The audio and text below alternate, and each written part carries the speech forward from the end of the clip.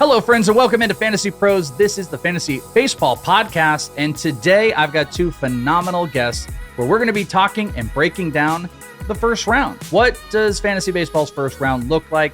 There's a lot of chalk. There's incredible players, of course, as there should be. But what is the wheel looking like? What are the strategies? And really, what are some of the big questions around how you're going to start your draft? Well, we are going to talk about that and answer. I've got Joe Orrico, of course, who is all around on Fantasy Pros, and the great and powerful Frankie Stampfl from CBS Fantasy Baseball today. Frankie, what's up, buddy? Yo, what's going on, guys? As you know, things are ramping up right now. Pitchers and catchers reporting soon. We'll get spring training coming up. So very exciting times. Fantasy baseball draft season is upon us. Very happy to be here with you guys and happy to talk about the first round. Yeah, we'll break it all down. We'll see maybe who can fly in there. And at the end, we'll talk about a couple players that we think by next season could be in the first round, but also maybe by the back half of this year. Who are guys that can jump up, maybe, even into the close end of the draft season ending? Who can jump up and be a first round player? We got a couple of those fun ones we're going to do. And we'll also see if Joe Orrico can sneak a Toronto Blue Jay into the first round. You got one that's close, but that's about all you're going to be able to do, Joey. And hopefully he's a Blue Jay at least for the rest of this year. Oh, man. We got to hope at least for the rest of this year. This is how he's going to start the show off, guys. He's going to be picking at me like Pizza Pia. When Joe's not here, Welsh just takes over that crown of picking on the Blue Jay fan. But, yeah, I mean, Vladdy, we probably got one more year. I'm going to hope that we sign him to a 10-year contract. And I think he's probably a first-round player this year. But is he going to be wearing Toronto blue come a year from now? Probably not.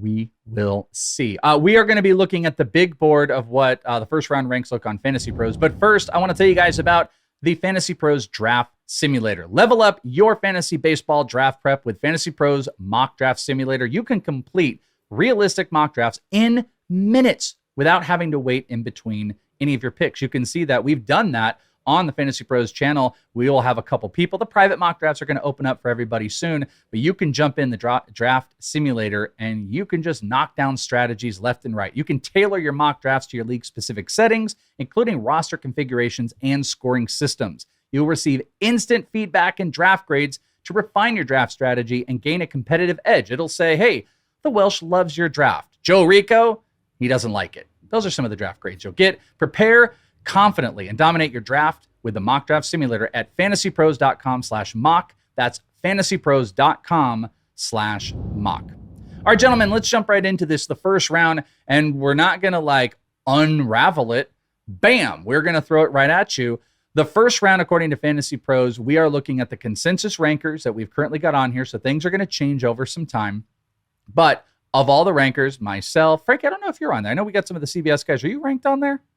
I haven't done it yet, but I do plan to at some point. Shame.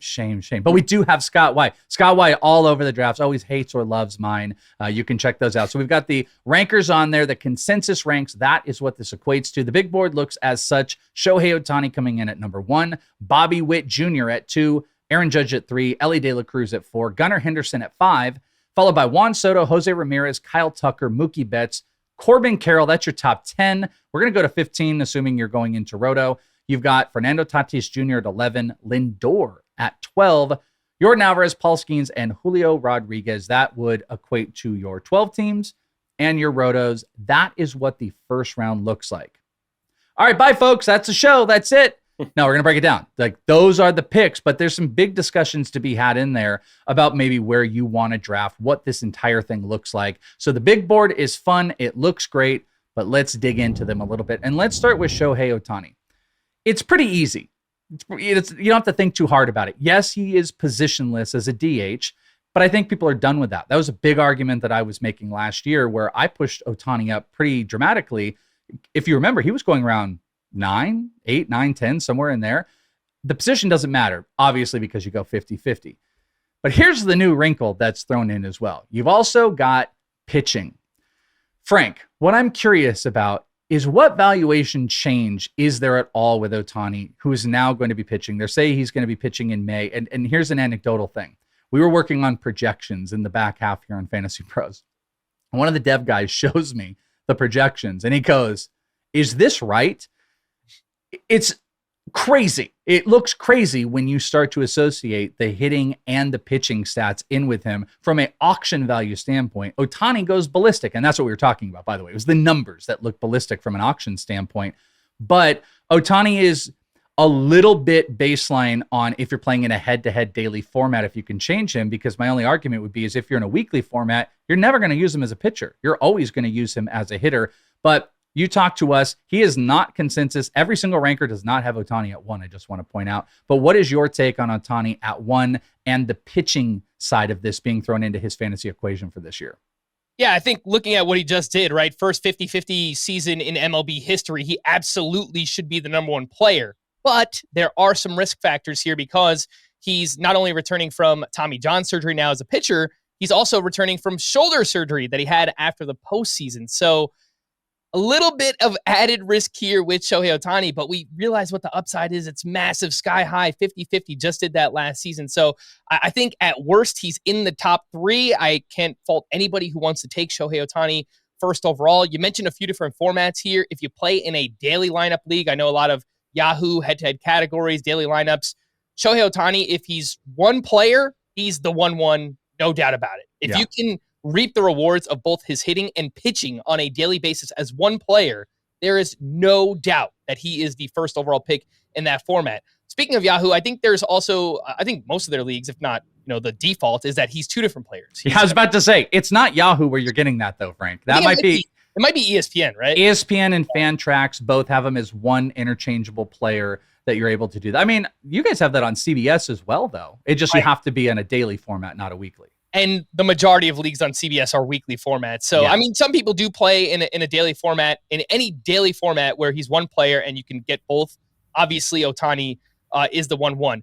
If you split him up, DH and pitcher, I have him SP 30 in my rankings. It sounds like, he's not going to pitch into a couple of weeks, maybe a month into the season as he's recovering again from that shoulder surgery that he had in the off season. But when he pitches, again, he on a per inning basis, he could perform like a low end SP1, like a top 12 starting pitcher. It's just, you're not going to get that volume. You've got to wait a little bit for him. And then even once he returns, the Dodgers likely to run a 6-man rotation. So absolutely no problem with him going first overall.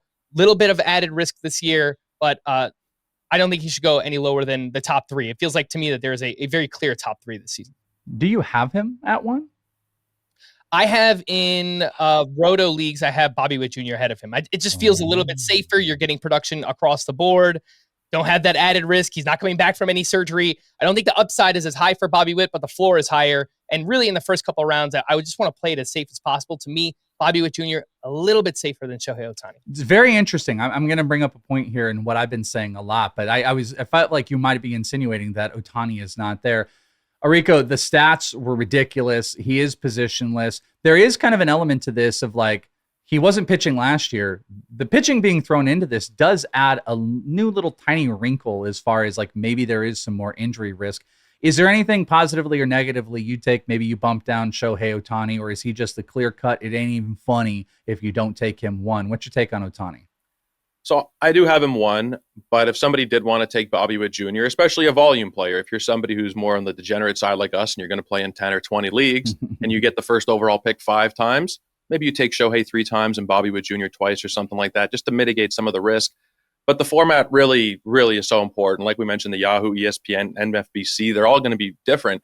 If you're on the NFBC, and a lot of people who are drafting to this point of the year have probably been using predominantly the NFBC rooms, you have the option to use him as a pitcher or as a hitter in a given week. And you're going to use him as a hitter the majority of the time, but there's a chance that maybe 3 of your pitchers get hurt, and you have that luxury mid-season to use Shohei Ohtani as a pitcher. So just that extra security on the NFBC, I think he's the clear number 1 there. And on ESPN, like that's just so far and away. But if you're talking about like a Yahoo head-to-head league where you do just get the hitter stats versus just Bobby Witt Jr.'s hitter stats, I think it's probably a little bit closer than the average person is going to think. Bobby Witt Jr.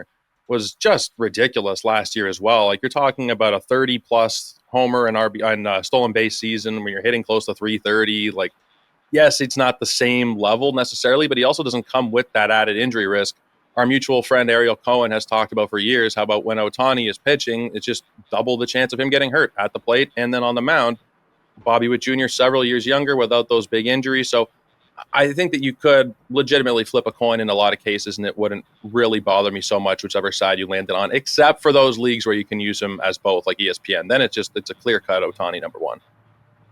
Looking at ATC projections, Bobby Witt Jr. projected 30 homers, 33 stolen bases with a 295 average, 105 runs, 93 RBI. It's elite. It's elite of elite. Ohtani, 41 homers, 34 stolen bases, so both in favor of him. More runs, more RBIs, 113 runs, 103 RBIs, batting average 275. Ohtani takes 4 of the 5 categories from a projection standpoint comparative to Bobby Witt. He does not have a position. That goes in favor of Bobby Witt. Maybe the pitching makes people feel a little bit squeamish about it. It does show up in the ranks. It does show up a tiny bit because the best ranking, there are only 2 players on the ranks right now that have a number 1 overall. It is Ohtani and Bobby Witt. They both have a low, though, of 3 on the consensus rank. So they both have pushed down in that 3 spot. That leads to another question. So we look at the ranks here, and the ADP also is representative of it because we're talking about all of the rankers that are ranking. Well, if you move to average draft position, we've already got data from ESPN, Yahoo, CBS, NFBC. I think Fantrax is on there, and we're already seeing some of that. Their top 4 is representative of what our ranked top 4 is. So here is the question. Is it a top 4 or is it a top 3? Those players are Shohei Ohtani, Bobby Witt, Aaron Judge, and Elly De La Cruz. And the thing that I have thrown out a lot is there's kind of a flavor for everybody. If you want all of the big stats with no position, it's Ohtani. If you want all of the stats that are just smaller than Ohtani, it's Bobby Witt, maybe a little bit more average. If you want all the power in the world, it's Aaron Judge. The 4th, if you want all the stolen bases in the world, it's Elly De La Cruz. Not everybody feels as positive about Elly. And when I say, is it the top 3 or 4, I'm really kind of referring to Elly because some do and don't put him in that position. Mr. Frank Stampfl, is it a top 3 tier or does it go to 4 for you? What a fraud. I am here on a podcast wearing an Elly De La Cruz jersey. Oh, no. And it is not a clear top 4, in my opinion. I think it's a very clear top 3. We mentioned Ohtani, Bobby Witt, and Aaron Judge. Obviously, Judge, amazing batting average, power, counting stats should be awesome.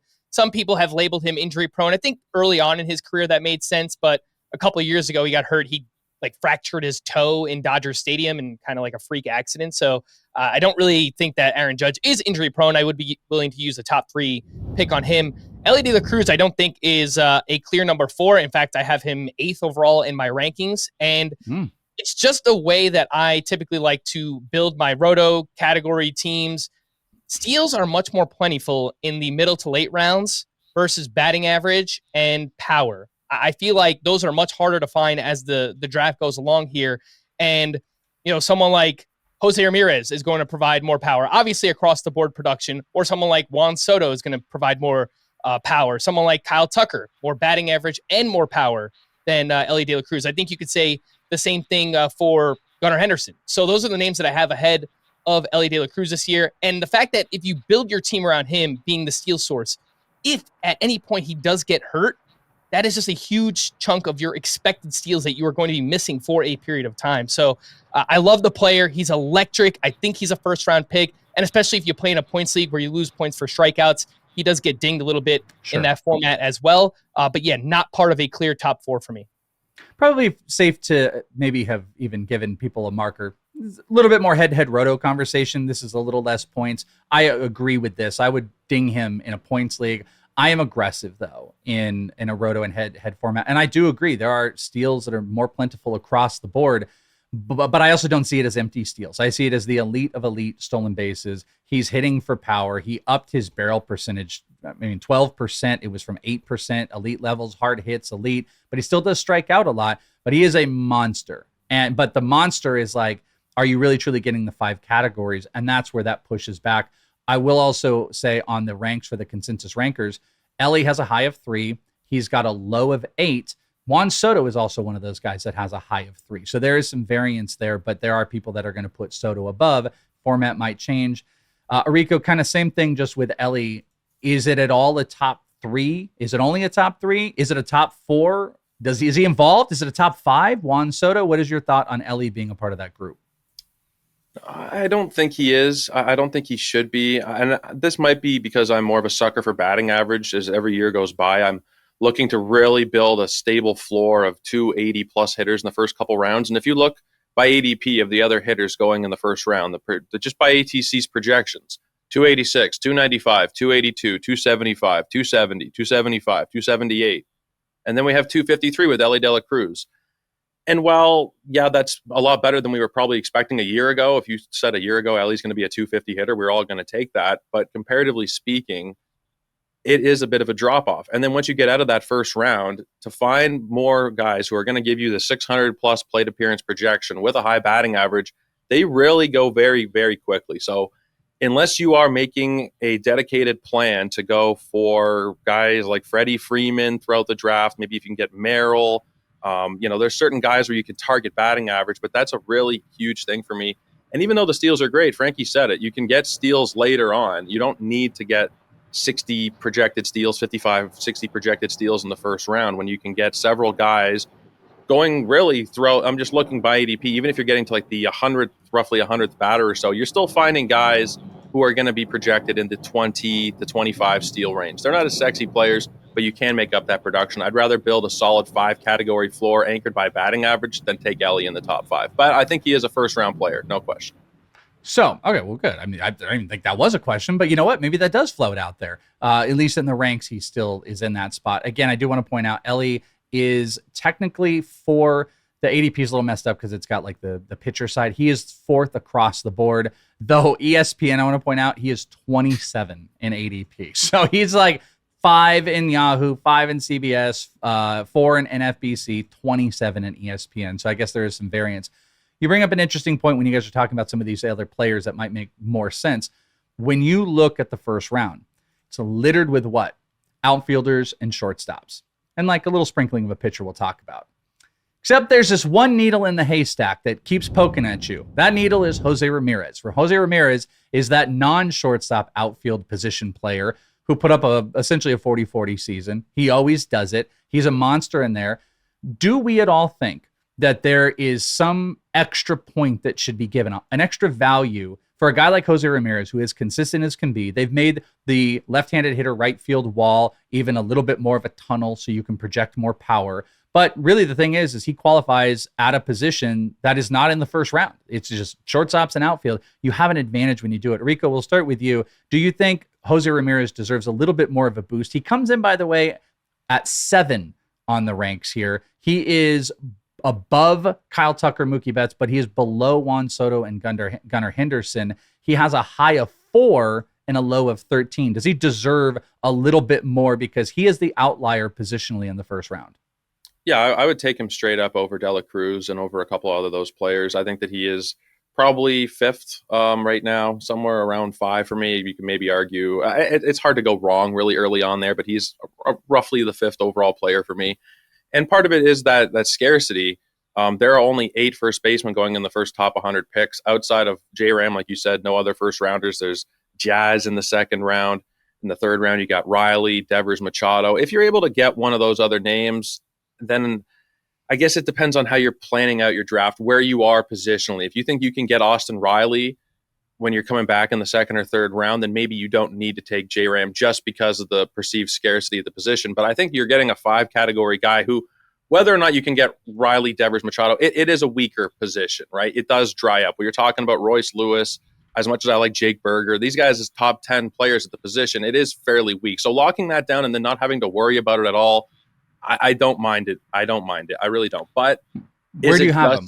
I have him at 5 right now. But The thing is, as well, I don't want to be locking myself into these positional bubbles in the first round and saying I have to do this positionally. Like that's something I want to be worrying about a lot later in a perfect world. But at the same time, there are 2 sides to the coin. If you can just not have to worry about it, then you don't have to worry about it, and I'm okay with that as well. Frankie, that's actually what I was going to ask. Is you can get into Ramirez however you want, but like, do you even let it seep into your brain positionally? Do you think positionally? Are you positionally agnostic when you're looking at it? I don't care if it's outfield, I don't care if it's shortstop. I don't care that José Ramírez is the outlier positionally across the board. Are you wondering at all and caring at all and focusing on positions in that first round?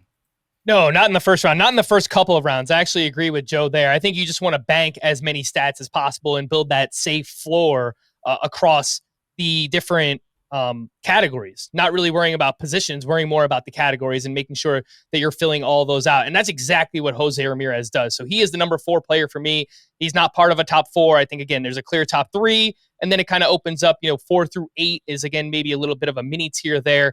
But I think even more than the position that José Ramírez plays is just the consistency that he has provided.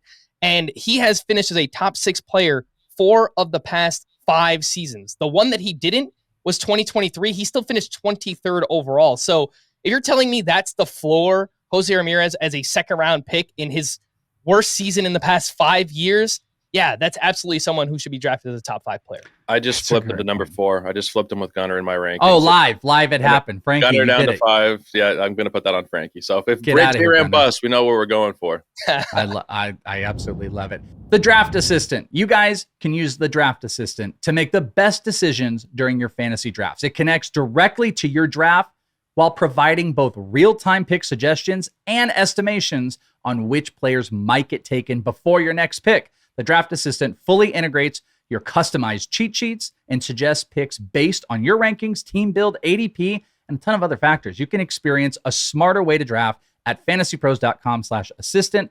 fantasypros.com/assistant. Go and check it out today. It is an incredible tool. You can be looking at the other platforms and bam, it pops up with suggestions, and you can even just have it up going through all of it. Use the draft assistant today, fantasypros.com/draft assistant. All right, let's move through a couple more first round questions. Do Corbin, Carroll, and Julio Rodriguez deserve to be in this first round? Kind of a goofy question and to do it, but if you're looking at, the production and you're looking at consistency, we've talked a lot about consistency. Gunner's great, Bobby Witt, José Ramírez, Judge. Maybe Elly's a little bit of a question. You get into guys like Kyle Tucker, Mookie Betts. What do these guys all have in common? They just do it every single year. Julio Rodriguez and Corbin Carroll were both relative disappointments. Corbin really bounced back on the back half, but you saw, Frank, you were on it, whether we never got a confirmation if there's like a shoulder thing or not, but batting average kind of sunk. It was late power run. Julio was inconsistent. They really didn't get a whole lot there around him. So I know they're there. That's what it is. But do you think there should be more questions asked about Corbin Carroll and Julio Rodriguez? Corbin is number 10 on these ranks. He has a high of 6, but he has a low of 19. Julio Rodriguez is 15. He also has a high of 9, but a low of 28 amongst rankers. On the ADP, Carroll is 11. Julio is 14, but ESPN slams you on Julio with a low of, or an average of 42. So I gave you all the pieces here. Frankie, what do you think about Carroll and Julio and your investment on them in the first round? I think they absolutely should be in the mix. And as we've talked about, it kind of feels like there's mini tiers within the first couple of rounds here. A clear top 3. To me, the 4 through 8, I think, is pretty locked in. Once you get to 9, I think things start to open up a little bit. You have your Mookie Bettses, your Fernando Tatis Jr., you have Corbin Carroll, Julio Rodriguez, Francisco Lindor, Vlad Jr., Yordan Alvarez. So really from 9 through, let's say 15 or 16, it feels very interchangeable. I think it just comes down to how you want to build your team. And based on the upside, I still think Carroll and Julio Rodriguez need to be in this conversation. Maybe they don't have as safe floors as other guys that have done it for longer. Lindor is basically 30-30 locked in the past couple of years. If you just want that 4 category production and you want more of a stable batting average, Vlad Jr. or Yordan Alvarez could make more sense. But if you're just talking about production across the board, Julio Rodriguez, 5 category producer. He is held back playing in Seattle. The counting stats, the ballpark playing there. But we just saw it a couple of years ago. I mean, he can go 30-30, which you can't really say about many other players in the league. And then Corbin Carroll, slightly different skill set. Maybe the batting average floor a little bit lower than we thought heading into last season. But 20 to 25 home runs, 40, 50 plus steals. So it's a little bit of a different skill set. But I think absolutely both players should be in the mix as late first, early second round picks. Joe, do you think that Corbin Carroll or Julio Rodriguez, in drafting them, come with any type of a caveat? Do you feel that they're the type of player that you're like, now I got to go a little safer. Sometimes players do that. You don't really want that in the first round. And, Frank, already, you kind of say you don't worry about positional stuff, but like when you draft a Carroll or Julio, A, could you draft both of them together? B, if you were to draft one of them, do you feel like, man, I've got to go get a Jordan Alvarez. I've got to go get a Vladimir Guerrero Jr. I need a safe floor player. Do you feel that at all? Or like I said, would you be comfortable taking both of those guys? If I'm on the turn, especially in a 15-team league, and I end up with both of them, I pick 14 or 15, I'd be pretty happy with that. The projections like both of them. They both rebounded very well down the stretch. Julio has started out slowly in each of the last couple of seasons, and I wonder if that's just who he is. He gets off to a bit of a slow start. I'm also kind of not really sure what to make of the whole Seattle ballpark batter's eye thing. Are they going to make a change? Are they not going to make a change? We don't really know there. But even if they don't, like if you just look at the baseline projections for Julio, ATC has 27 and 27.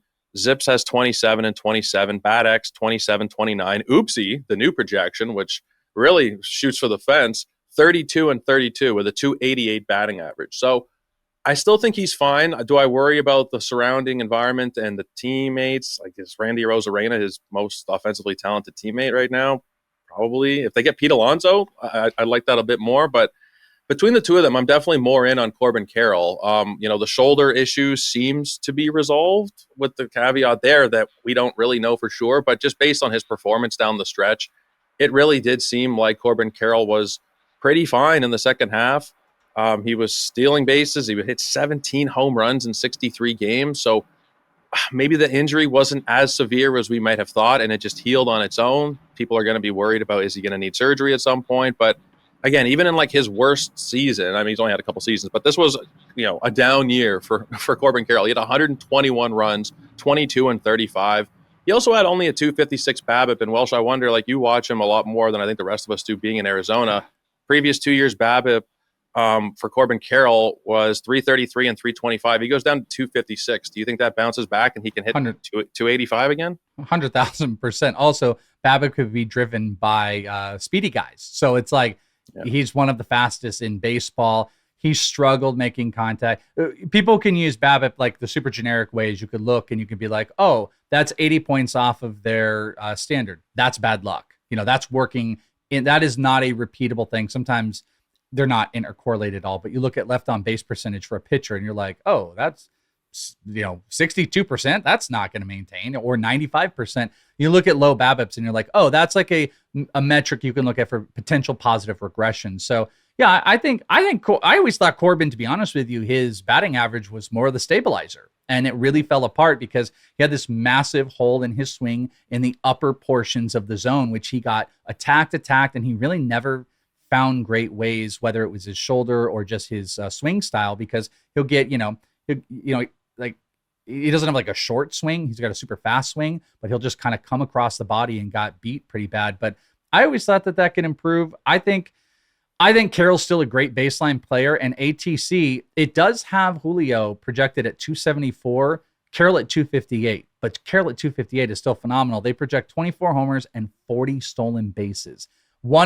I believe Corbin Carroll was the number one player in runs scored when at first base. Like, his percentile was just dramatically higher than any player. When he was on base, it was like over 50% of the time the dude was scoring a run. So if he's hitting for higher average, he's projected at 107 runs. That's as much as Juan Soto. I want to point out, in ATC projections, Ariel Cohen, one of the most respected, he has the same projected runs as Juan Soto, 2440. So, like, I'm obviously a defender of Corbin Carroll, but it does feel a little caveat-y sometimes. Like, maybe you're taking on some inherent risk, but maybe even more so, we can discuss KDS and where you want to pick. We'll do here in just a second. What I do want to bring up is a very, very important conversation in the first round, probably the last of the big, this certain player or draft strategy thing, is pitchers.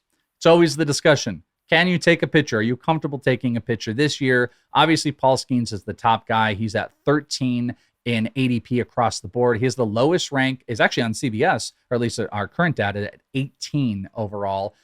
His rank, as we were looking on the big board, he came in at 14 with a high of 5, a low of 31. Treek Skubal's close. Frank Stampfl, can and will you draft a starting pitcher in the first round? I can draft a starting pitcher in the first round. I will not draft a starting pitcher in the first round, and I probably won't draft one in the second round either. I have no doubt that both of these guys are talented enough to earn this draft stock, earn return on investment. Paul Skeens and Tarik Skubal, obviously both incredibly talented, and in Paul Skeens' case, incredibly young, but just the inherent risk that comes with starting pitchers. I mean, the past couple of years, velocity being up, injuries being up, trips to the IL, Tommy John surgeries at an all-time high. It's just, if you draft starting pitchers, they are more risky than taking early round hitters. And famous last words, I feel like, everybody comes up with this every single season, but the middle rounds of pitching actually looks really good this season. I think if you wait until round 3 or round 4 and you get a Corbin Burns or a Cole Reagans or Dylan Cease, someone like that, you can build your rotation, George Kirby, someone like that. Even like the ultimate fallback option, Framber Valdez going in like round 5 or 6 right now. If you wait and just kind of build your staff around him, someone is a workhorse, I think you could find a way to make it work. So they're absolutely talented enough. I think that they can return, but they just come with more risk. And as I said earlier, just trying to play it as safe as possible in the first couple rounds. I won't be drafting a starting pitcher in rounds 1 or 2. Yeah, especially if you draft in a league with Joe Orrico, you're going to get Garrett Crochet in the 4th round every time because he just always passes on him, thinks he's going to get him in the 4th round. You're locked in if you got a late 3rd round. You're going to get Garrett Crochet in the late 3rd or 4th round because Orrico refuses to pull the trigger on it. Joe, besides Garrett Crochet, is there a world where you could stomach pulling pocket aces? Pocket aces being the strategy of 2 starting pitchers in your first 2 picks. That would clearly be Tarik Skubal and Paul Skeens, the biggest advantage you could possibly have. But could you stomach, and do you think you would ever suggest anybody do pocket aces? And, is there a scenario where first or even second round you would pull the trigger on Skubal or Skeens? So no on the pocket aces in a lot of cases. If you're in like a really shallow, if you're in a 10-team league, maybe I could see it. A lot of replacement level value. You could really win your league. I know that term gets thrown around a lot, but if both of those guys go 170 innings, then you're winning all the pitching categories. Now, if we're just talking one of them in the first round, generally speaking, it's a no. I like to really build that base of at least 1, if not 2 hitters. Sometimes if one of them falls, it's tempting. I did a mock draft last night with Frank and some of the guys over at CBS, and I took Paul Skeens, and it's because he fell to the middle of the second round. And I thought, okay, generally speaking, he's not falling to the middle of the second round. I'll take a chance on him here. It was also a mock draft. Once the money's on the table, who knows? There's different things that come into play there. But I think if you're talking about, generally speaking, in the first couple of rounds, you should build your base offensively. And then once you get to round 3 through 7, you can get a Crochet. You can get, I'm going to get in trouble here, but Jacob deGrom. I love Jacob deGrom. You can get George Kirby. You can get Reagans. There's a lot of names that are still ace-level pitchers that you don't have to pay up a top 30 or 40 ADP for. So get your Vladdies, your Corbin Carrolls, your Mookie Bettses, and then you start building your pitching starting around pick 50. We need to do a video. It's the players that you will get yelled at the most if you draft. And that video will start with Jacob deGrom if you have that discussion. Luckily, we're not having a first round discussion about him, but there will be more. All right. Next year, though. Yeah. Well, I mean, if he pitches 140, 150 innings, sure. We'll be probably talking about him and Skeens on the wheel. I don't know if any of us will still want it. I'm not doing it. I'm with Frank. I'm with you guys. I'm not taking a first round pitcher. I'm really not doing a second round pitcher. If you're in a points league format and pitching gets pushed up a little bit, yeah, maybe I'm like, especially on a wheel, I might be a little bit more apt for a guy like Paul Skeens as well. But there's just so much depth out there. But it just doesn't feel like the strategy any of us want to pull. But hey, you know what? Sometimes you got to pivot. But the pitching market is a big doom for us and no boom, if you will. Frankie, you like that one. All right, last couple things let's get into. These are we're going to maybe do a little projection here. But what I want to ask is, since we've talked about all the players again, one last time, that top 15 on the ECR on Fantasy Pros, we've got Ohtani, Witt, Judge, Elly, Gunnar is your top 5, Soto, Ramirez, Tucker, Betts, Carroll, and then your bottom 5 through 15 is Tatis, Lindor, Alvarez, Skeens, and Julio Rodriguez. Joe, we'll start with you. KDS, Kentucky Derby system, where you get to pick your draft spot. Where do you want to draft in the first round this year? So generally speaking, like when we've done our mock drafts, I've mixed it up a little bit, but I like to be on the back end of the first round, somewhere between pick 9 and 12, or if it's a 15-team league, I guess somewhere between 10 and 15. And it's because I think that we're probably talking about roughly 20 first-round viable players this year. And if you're drafting on the back end and you're able to pair up like we mentioned earlier, Julio and Carroll, or you're able to get Betts and Lindor, or Vlad Guerrero and Jackson Churio, Jordan Alvarez, et cetera, et cetera.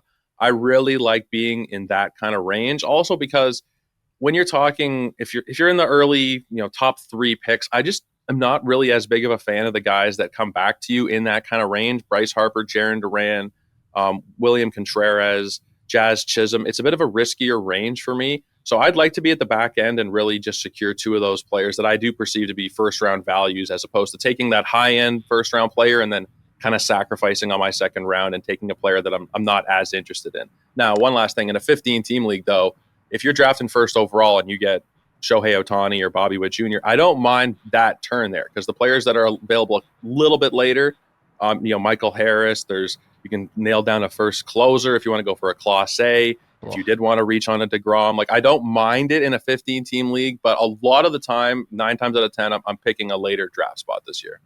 Frankie, what do you think? Where, if you are picking in the first round, what's that spot that you want, that sweet spot for you? I think Joe laid it out well in terms of if you have a back end of the first round pick, it kind of feels like there's 15, 16, 17 first round caliber players. So obviously if you are picking at that back end, you basically lock down 2 of those guys. If not there, I think third, just whoever falls of the top 3. Again, it feels like a top 3, Ohtani, Bobby Witt, Aaron Judge, in whatever order. I'll just take whichever one falls to me at pick 3. In a 12-team league, I think, there is a chance you could still get a Freddie Freeman or a Trey Turner falls to you at the back half of the second round. In a 15-teamer, it is a little bit tougher, Joe, because as you pointed out, if you pick third, some of those names that are falling to you, it's kind of that range where it feels like there's kind of a teardrop in the production, expected production for those players, and you feel like, all right, maybe I'm reaching on some of these guys in the late second round. But in a 12-teamer, around pick 21, 22, I think that you'll still have some pretty good value there. So if it's not the back half, I'll just take number 3 and whoever falls. Yeah, I like what you guys are saying. Like Ketel Marte is another in a 12-team on the back half of the second to third you could take that works in. There's a lot of things you can do. 15 does make it tougher. You are reaching a little bit. I will tell you, I really like that 6 to 7 spot for this year, because I believe that there's a big tier. I like what you said, that there's 17, 18, maybe 20 first-round talented players. But I think if you're looking at an A tier, there's about 7 players that are A tier. And that is broken into like 1A and 1B. I guess that's, this tier 1 and it's 1A, 1B. And 1A is like Ohtani and Witt, and then maybe Judge. And then that B tier opens up to guys like we've talked about, Elly, Gunnar Henderson, Juan Soto, Jose Ramirez. So if you're around 6, you're going to get somebody that's going to fall to you. If you don't like Elly, then that's not good for you. But like Gunnar or Jose Ramirez or Elly, and I think you get a really good spot coming back, you might have one more of those really good positional players that are going to be floating around there. Then in the third round, you're in a really good spot to snipe Joe Orrico on Garrett Crochet. And that's prime of what we're talking about. Last 2 things here. Let's have a little look-see for what the first round could be. Starting with, by the end of the draft season, who is a player? We know who the top 15 is. You want to, just use number 16. That's fine. But is there a player that you think over the next 6 weeks has an opportunity to jump into the first round? This is not an uncommon thing. I think there are probably only a handful of players that can do this, but we've talked about that there may be 20-ish players that are first round caliber. Which of those players that is not in the 15, Mr. Frank Stampfl, do you think could potentially jump in and people start taking on the wheel of 14 and 15 because they don't want to miss out? I think there's a pretty obvious name. I think maybe it's already started too, and that is Jackson Churio. As a 20-year-old last year, went 2020, and from June on, he hit 303 with 16 home runs, 15 steals, and people are thinking of, man, the potential. This guy can hit 300. He could go 30-30. If he pops a couple home runs in spring training and just starts tearing the cover off the ball, he absolutely will be in the mix for a first-round pick. I did want to give an honorable mention to Ronald Acuna, who right now is kind of a stay away for me just because it sounds like he's going to miss the first month of the season. Coming back from another torn ACL. He has torn the ACL in both of his knees. For someone whose skill set is so revolved around speed and stealing bases, obviously that is a problem. But if he plays in spring training and he starts to look like himself and we start to get some positive reports, all right, maybe he'll be back a little bit sooner than we thought. We're not going to restrict him as much. I could see people kind of buying back in and moving Ronald Acuna back up into that 1-2 turn. It's probably not going to be me, but I could see a scenario where it happens. I like that too, because I'm exactly like you. Like, I'm out right now with the injury. There's a lot of floating stuff. If we get more confirmation, he's playing in spring training, and they say, hey, listen, we're going to give him 2 weeks to ramp up. Mid-April, he's back. You know what? Great wheel pick. Get him on the wheel with whatever hitter that's floating out there. Maybe you could take a Julio and a Ronald Acuna, and that's like top 5 from last year. So that's the spot I would go. Jackson Chourio was 100% the player. If neither one of you said it, I was going to say I think he is the prime example of the guy that is going to end up jumping. Orrico, is there anybody else that you think that has the potential over the next 6 weeks in the draft season to move in to be a first rounder, or someone we could maybe, on occasion see jumping up into the back end of the wheel, people starting to snag up? Well, the Acuna one's really interesting. If we get any whiff of good news or any, if there's a video of him running at full speed, like, he's going in the first round. I've mentioned him already a couple times, and I'm already going to be in trouble in the comments, so I might as well double down. If we see Jacob deGrom throwing 99 miles an hour in spring training, somebody's taking him in the first round, especially in those NFBC drafts in the main event. It's going to happen. Pitching gets pushed up there to begin with, and then if we do see like just these crazy clips of Pitching Ninja, if Rob Friedman starting to share these things, then I could definitely see it. And there's one more name that's kind of a little bit less obvious, but I think Jazz Chisholm has a potential to get there in some leagues. In the mock we did last night, Frank, he went on the 1-2 turn. And it was a 12-teamer. I think he went 13th. And you might say, well, somebody was just a little bit over anxious there. But we're talking about a guy who is now playing in New York. And another guy where if we see, he's healthy, if we get those best shape of their life type of videos, I could see Jazz Chisholm sneaking into that 1-2 turn. In fact, I believe he's already gotten there in some drafts. His minimum pick on the NFBC this year is 13. So it's already happened at least a few times. I could see it happening a little bit more with that whole New York flair. If we see him have a, like what O'Neal Cruz did to some extent last year in spring training. If he starts hitting the cover off the ball, stealing bases, he's in New York, I could see it happening. All right, final one here. Let's do a little future projecting. I labeled this as next year, but maybe it's even by the end of the year. Let's take a outside the top 50 player right now that has the potential to jump up and someone we could be talking about as a first rounder next season. Joey, let's start with you. Potential outside the top 50-ish player that could be a first rounder by the end of this year, or someone we're looking at next year in the first round. So he is kind of fringy depending on which site you look at. Some of them he might be inside of the top 50. Some of them he might be just outside of it. But I'm going with Wyatt Langford. And I think Wyatt Langford is somebody where even by the end of this year, we could be talking about him as a first round value. The projections love him. I know a lot of the people who are more into prospects, Welsh, you, and like Eric Cross is obsessed with him. And it's hard not to be when you look at the data. Like all the things around him last year, all the narratives were that it was a disappointing season. He didn't meet up to expectations. He still hit 16 home runs, 19 stolen bases. He hit 253. It was a 110 WRC plus. He had a good walk rate of 9%. Didn't strike out a lot, only 20%. Barreled the ball up at a 9% rate. There's a lot to really like. And the comp that I've used for the people who are more football inclined is it was essentially like Marvin Harrison Jr. The expectations were so stupid high that it looks like a disappointment, but it was really actually a very, very good season. And when you're looking at projections, pretty much the baseline is about 20 to 25 homers and 20 stolen bases with about a 270 batting average. When you factor in how deep that Rangers lineup is, where Jake Berger's projected to hit 8th right now, this could very easily be 100 runs, 100 RBIs, where he's hitting 30 homers if things break right with 20-plus stolen bases. And I think he could very easily be in that first-round conversation next year, the way Jackson Chourio is this year. Definitely one I took a look at. Yahoo and ESPN both have him ADP outside the top 50. So I think that definitely works. This would have been one I would have thrown out as well. Frank, love your name. This is a nice deep shot here. Good popular target outside the top 60 or 70 in some spots. So your player that we could be seeing by the end of this year or next year as a first rounder. I will just preface this with, I think you guys chose the two perfect players just outside the top 50 who could be in this first round conversation. So I'll drop down a little bit lower, and someone else who has a lot of hype this offseason is Lawrence Butler. The ADP right now is 75.8 across all of the different websites, and we know that he was awesome over the final 3 months. Hit 302, 20 home runs, 14 steals, a 943 OPS in 73 games there for Lawrence Butler. During that stretch, strikeout rate was manageable, right around 21%. He hit the ball really hard. I love that as a young left-handed bat, he had really good left-handed, right-handed splits. He hit lefties better than he hit righties last year. So what that tells me is he should be an everyday player, which obviously helps with projecting playing time and counting stats and things like that.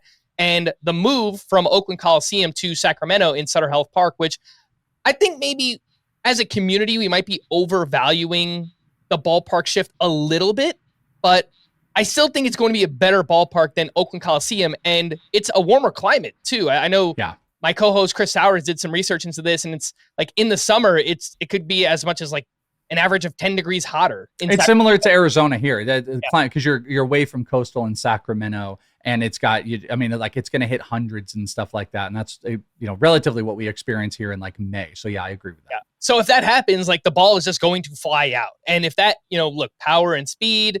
I think the Oakland lineup is okay. It's not as terrible as we thought heading into last year. I think it's an improving lineup. I see a scenario here where Lawrence Butler goes 25-25 with a pretty good batting average.